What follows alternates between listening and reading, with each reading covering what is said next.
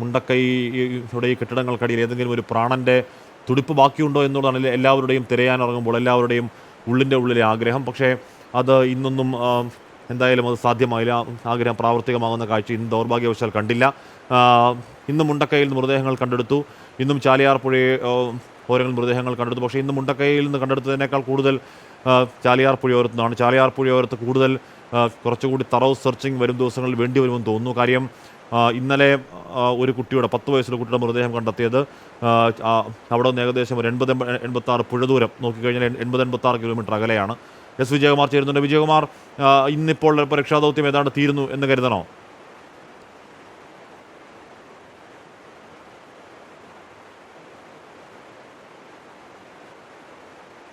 ഇപ്പോൾ ഈ പുഞ്ചിരിമട്ടത്തും മുണ്ടക്കയിലുമൊക്കെ NDRFിൻ്റെയും ആർമിയുടെയും രക്ഷാദൗത്യം തുടരുമെന്നുള്ളതാണ് നമുക്ക് മനസ്സിലാക്കാൻ കഴിയുന്നത്. അവരത് നിർത്തിയിട്ടില്ല.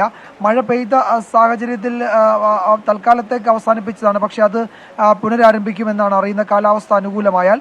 പക്ഷേ ഈ ദൗത്യ സംഘങ്ങൾ എന്ന് വെച്ച് ഇവിടെയൊക്കെ നമ്മളിവിടെ പറയുന്ന സന്നദ്ധ സംഘടനകൾ ആ നിലയ്ക്ക് രക്ഷാപ്രവർത്തനത്തിന് പോയവരാണ് അവിടെ നിന്ന് ഇപ്പോൾ മടങ്ങിയിട്ടുള്ളത്. അവരാണ് ഇവിടെ ഇപ്പോൾ തീരത്തേക്ക് എത്തുകയും അവരിപ്പോൾ പാലം കടന്ന് ഇവിടെ വരികയും ചെയ്തത്.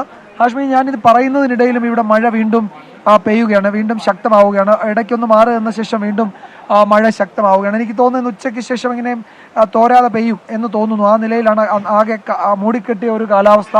മഴക്കാർ ഇങ്ങനെ തുടർച്ചയായി വന്ന് പെയ്തു പോകുന്നുണ്ട്.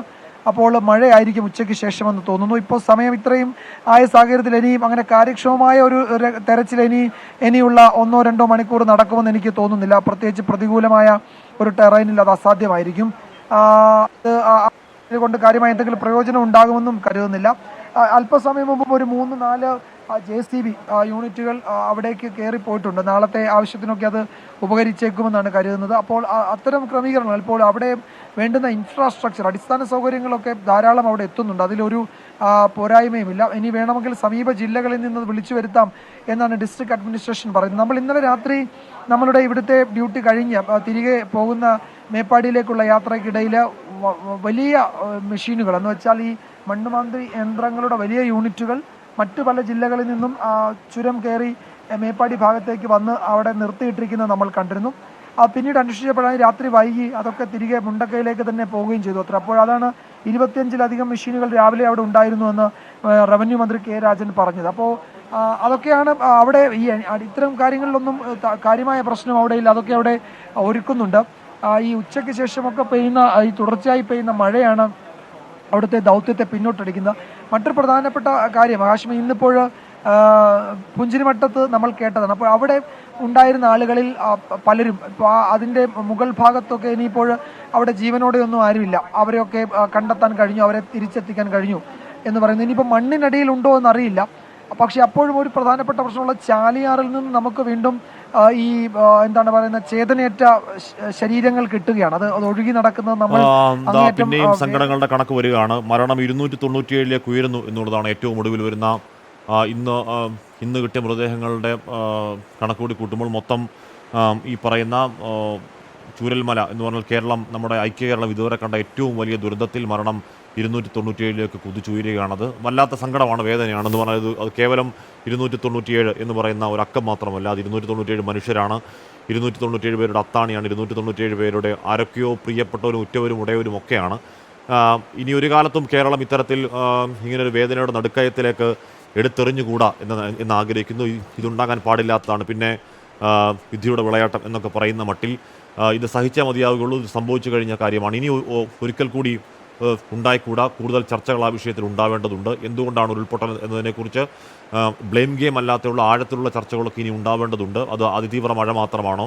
ഇനി അതിതീവ്ര മഴയാണെങ്കിൽ നമ്മൾ എല്ലാ കാലവും ഈ മഴയെ പ്രതീക്ഷിക്കേണ്ടതുണ്ട്. അപ്പോൾ അതിനെന്താണ് ഇത്തരത്തിലുള്ള ഉരുൾ പൊട്ടിയാൽ തന്നെയും മരണം ഒഴിവാക്കാനുള്ള മാർഗ്ഗങ്ങൾ എന്നതിനെക്കുറിച്ച് അതിഗൗരവതരമായ ചർച്ചകൾക്ക് ഉറപ്പായും ഈ വയനാട് തുടക്കമിടുമെന്നൊരു ഉറപ്പാണ്. പക്ഷേ ആ ചർച്ചകളുടെ സമയം ഇതല്ല. ആ ചർച്ചകളുടെ സമയം ഈ ദുരന്തമുഖത്തെ ഈ വല്ലാത്ത ആദിയും വേദനയും അടങ്ങിയിട്ട് വേണം ആ ചർച്ചകൾക്ക് തുടക്കമിടാൻ. 297-ൽ മേപ്പാടി CHCയിൽ 138 മൃതദേഹങ്ങളാണുള്ളത്. നിലമ്പൂരിൽ 146, നിലമ്പൂർ ജില്ലാ ആശുപത്രിയിലുള്ളത് 146 മൃതദേഹങ്ങളാണ്. വിംസിൽ 12 മൃതദേഹങ്ങൾ, വൈത്തിരിയിൽ 1, ബത്തേരിയിൽ 1, എന്ന നിലയ്ക്കാണ് മൃതദേഹങ്ങളുള്ളത്. ചാലിയാർ പുഴയിൽ കണ്ടെത്തിയ ശരീരഭാഗങ്ങൾ കൂടി ചേർത്താണ് ഈ പറഞ്ഞ 297 എന്നുള്ള കണക്ക്.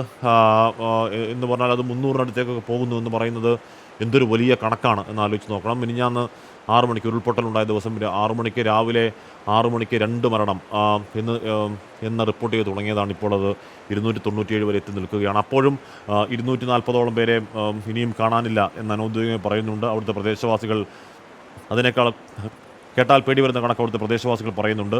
അപ്പോൾ ഈ കാണാതായവരൊക്കെ എവിടെയാണ് എന്നതിനെക്കുറിച്ച് വളരെ സത്വരമായ ഊർജിതമായ തെരച്ചിൽ ഇനിയും പുരോഗമിച്ചേ മതിയാവുകയുള്ളൂ.